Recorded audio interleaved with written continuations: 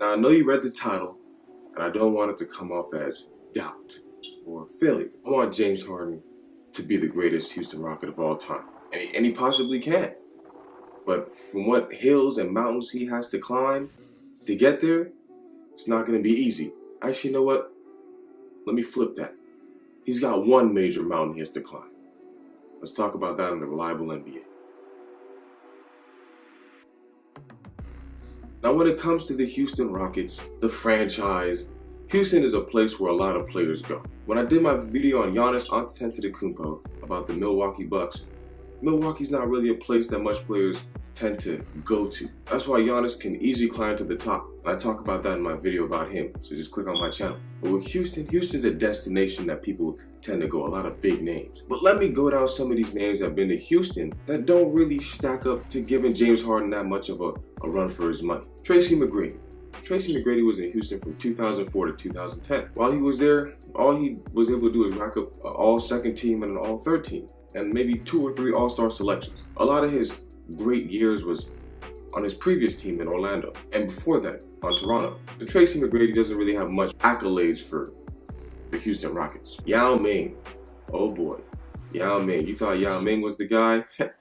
When Yao Ming was in Houston, he was in Houston for roughly 10 years. He was able to accumulate 8 all-star selections, 2 second teams, and 3 third teams.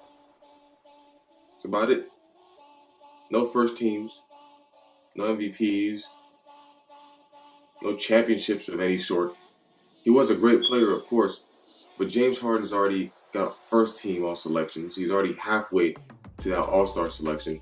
Gonna be 5 this year. Yao Ming's someone James Harden should cruise by in the next 2-3 years. Charles Barkley, he's in the same boat with all third teams and all second teams and 2-3 selections when he was on Houston.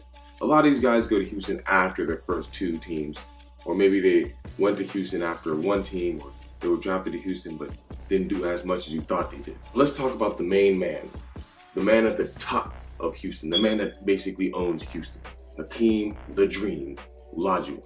I made a graphic comparing Hakeem the Dream and James Harden. Now that we've gotten past all the other guys, let's talk about the main guy James Harden has to get to, has to surpass, or at least match, just to become in the same air as being the greatest Houston Rocket of all time. Let's take a look. Hakeem the Dream Olajuwon. 2-time NBA champion, 2-time Finals MVP, 1-time League MVP, 12-time NBA All-Star, 6-time All-NBA First Team, 3-time All-NBA Second Team, 2-time Defensive Player of the Year, 5-time Defensive All-First Team, 4-time Defensive All-Second Team, and a 1-time All-Rookie First Team. He also led the league in rebounding twice and led the league in blocks 3 times. His jersey number 34 is retired, and with Houston he averaged 22 points, 2.5 assists, 11 rebounds, and 3.5 blocks. As you can see with Hakeem, he's got a mountain, like I said, a mountain of stats and achievements. But what matters really most with Hakeem is those 2 back-to-back championships. At the end of the day, that's what really, really matters. Now let's compare his stuff to James Harden. Fear the beard. James Harden. 4-time NBA All-Star, 2-time All-NBA First Team, and a 1-time All-NBA Third Team. His Houston career stats are 27 points, 7 assists, and 5 rebounds. He's 27 years old, and this season he started running point guard for the Houston Rockets, which is why he's currently averaging a lot of triple-doubles, which positively affects his chances of rising higher in the franchise. When you look at James Harden, he doesn't have as much, but he's beginning his primal start. He's starting to edge into his prime, not at his new point guard position. He's averaging massive triple-doubles. Not 10-10-10s, but 40-10-10s. He's probably well on his way to probably getting the MVP, definitely a first-team All-Selection, and possibly a scoring champion, just from this season. But the thing is, can he get the ring?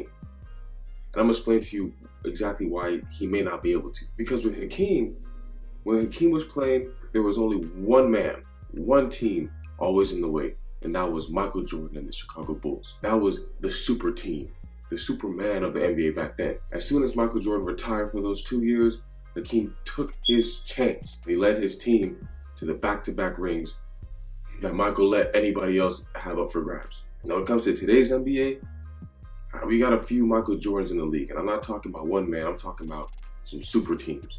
You got Golden State, the Cleveland Cavs, and the San Antonio Spurs, you know, with the bringing in of LaMarcus and Pau Gasol. So it's gonna take an offensive team in the Houston Rockets to out-offense those three teams. And let me not even start about the Raptors, who have the best offense in the league, and they're second to the Cavs.